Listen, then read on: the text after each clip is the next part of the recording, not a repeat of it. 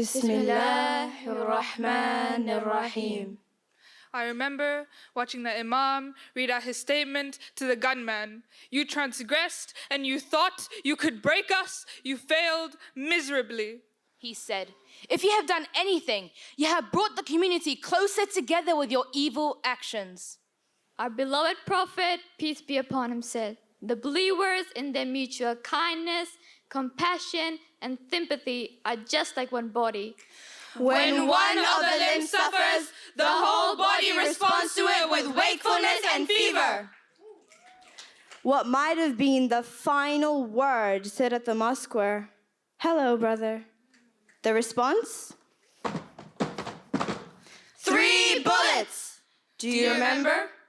I witnessed a mother who lost a son holding back tears as she said, Our beloved ones are martyrs.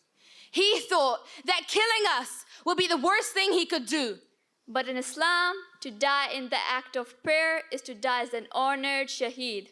Our religion asks us to forgive and forget, but do you realize how hard that could be when the murderer shows no remorse? when he bloodies the carpets off your safe and sacred space. When he sheds no tears for the weeping boy in his father's slackened arms. When he said, I plan to burn down the mosque to inflict as many fatalities as possible.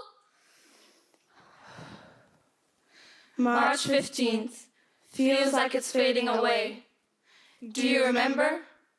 Do you remember the days after? A catwalk of one-day hijabis and sympathetic faces. Do you remember? That fleeting moment of acceptance and connection and Feeling like we were you and you were us. If even for a moment. Do you remember? Vigils. And remembrance. and a promise not to forget. Do you remember this is not us? Do you remember? Kia kaha? I remember. Newland 2021. A man. Who happened to be Muslim. A man who took no lives, but his was taken. A man who asked for mental health help but wasn't given any. 51 murdered and 49 injured by a white extremist. Arrested to be proven guilty. Versus 8 injured by a brown Muslim. Guilty until proven oops. Too late.